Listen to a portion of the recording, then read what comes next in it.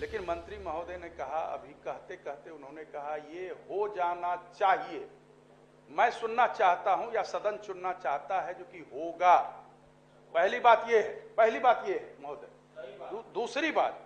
दूसरी बात है इसमें समय सारणी की, जिसके बारे में कोई चर्चा सदन में अभी तक नहीं हुई।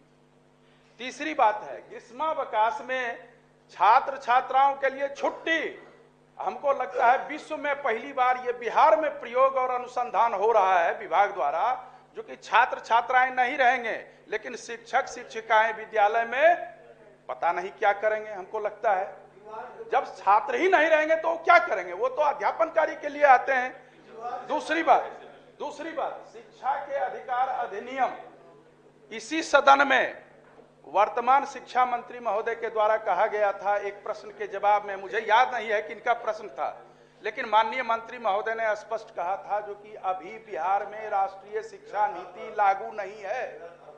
प्रोफेसर संजय जी का प्रश्न था, राष्ट्रीय शिक्षा नीति लागू नहीं है, यहाँ शिक्षा के अधिकार अधिनियम लागू है। लेकिन विभाग राष्ट्रीय शिक्षा नीति के तहत जो राष्ट्रीय पाठ्यक्रम संरचना है एनसीएफ, उसके कुछ अंश को जिसमें शिक्षक परेशान हो, छात्र परेशान हो, अभिभावक परेशान हो, वो लागू कर रही है, जबकि वो राज्य में लागू नहीं है। राज्य के कैबिनेट से उसका अनुमोदन होना है। तो ये सब ऐसे प्रश्न हैं जो अनछुए हैं। सदन में एक बार भी मंत्री महोदय इसकी चर्चा नहीं हुई है।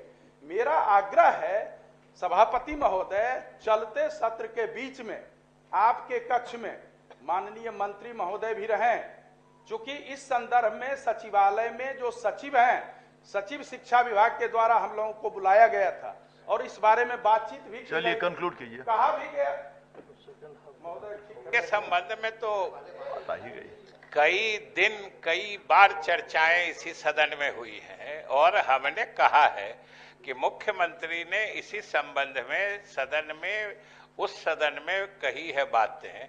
वो मुख्यमंत्री का जो निर्देश या जो निर्णय है या जिसकी घोषणा मुख्यमंत्री ने की है, जो उसको सुन के माननीय सदस्यों के इस चिंता का जो इस ध्यानाकर्षण सूचना में है समाधान हो जाना चाहिए। और वो जो मुख्यमंत्री की घोषणा है वो हमने कहा है कि सरकार उसका अनुपालन सुनिश्चित करेगी। सदस्यों को इतना भरोसा इत्मीनान होना चाहिए।